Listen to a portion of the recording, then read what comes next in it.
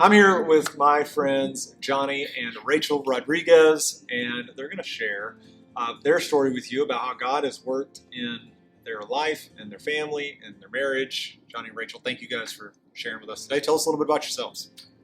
Well, we have two boys, Grayson and Gabriel. We're married 8 years. Grayson was born with Pierre-Robin sequence, which pretty much is a rare set of abnormalities. He had a cleft palate and a very recessed jaw. At 7 days old, they did a jaw distraction where they put 2 titanium rods in his jaw and they cranked it a total of 20 millimeters so he could actually have an airway to breathe. We were in the NICU for about 3 weeks and blessed to have the surgery go well, and he's home, he's thriving. He has glasses and hearing aids because he has Marshall syndrome, which is a connective tissue disorder, but he's a handful of fun. Yeah, he's here every Sunday. I love that kid. He had the coolest shoes on this morning. Oh, my wife dresses him like a rock star. Dude, he walked in and I was like, he's here. He's a rock star. And Gabriel is 3. He's our little wild child. He is as sassy as they come. Yeah. He's a handful. But we wouldn't give anything up for them. Yeah. I mean, blessed to have them both. What a gift. Yeah, I think when we started out, we were going through infertility issues, and so we ended up getting some help and getting pregnant with Grayson. And then all that stuff was just a complete shock at birth. I mean, he was rushed to a different hospital, and I think we both kind of hit a wall of just, it was a lot of stress. So I really leaned into my faith and my family, and then I think it was just a lot harder for you. It was. Yeah. I didn't have faith growing up, so it's pretty much what I did was shelter within myself and let all the problems build up until I exploded. Yeah.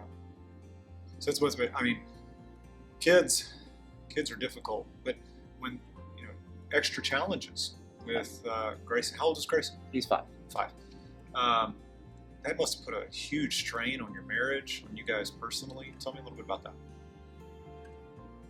It was a giant strain. I didn't really have anyone to turn to, so I turned to Infidelity, which lasted a long time, and it wasn't a good situation to be into. I actually ended up causing myself more stress than the stress I had on top of that with dealing with that. But me and Rachel went to a retreat, marriage counseling, an intensive counseling session for 4 days.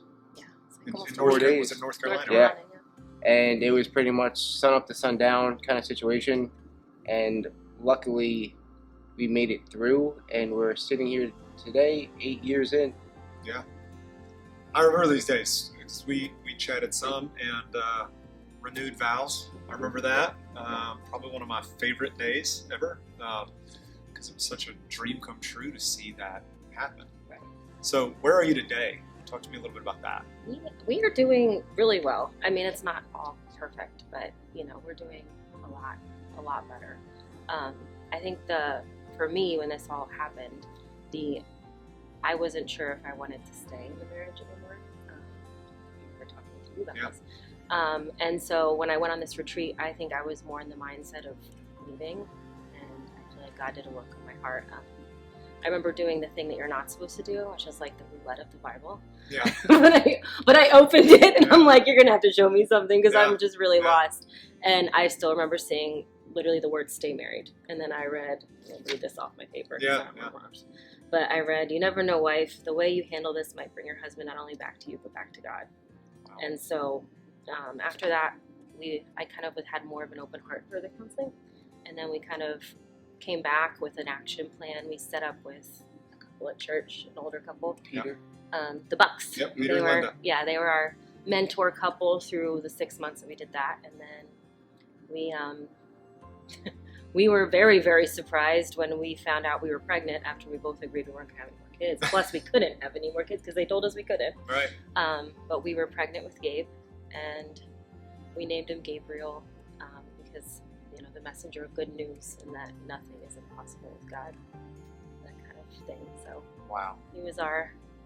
I remember emailing you about that too. Oh gosh. I was like, Corey, you won't believe this. No, I didn't. I was like, this is only God, right? Yeah. What's impossible with man is possible with God. Yeah. Johnny, talk to me about, just what God did in your life, the change in you. What did He show you during all this? Definitely softened my heart. Before, I was very, I would say, angry because I had a lot of stuff from my childhood growing up, but I was able to open my heart and kind of let somebody else into it and have something to follow, and also work on my marriage to improve that to the best it could possibly be. It's still improving. I mean, it's not rainbows and butterflies every day, but we're in a way better place than we ever were. Yeah. And there's been such an actual change in him. I've seen such an astronomical change. My family notices it. It's been wonderful for our marriage and for our family, I think. So. It is a miracle, right? I mean, yeah. I can just tell you as a pastor sitting with a lot of couples in your situation wouldn't make it. And when you fix your eyes on Jesus and let Him do what He can do, this is incredible.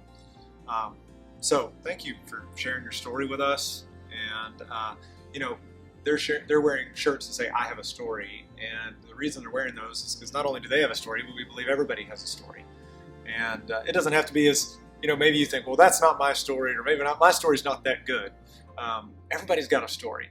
We'd love to hear your story. So you can share that with us as a church on our code or other ways. We'd love to see what God has done in your life. Johnny and Rachel, thank you guys for sharing today. Thank you.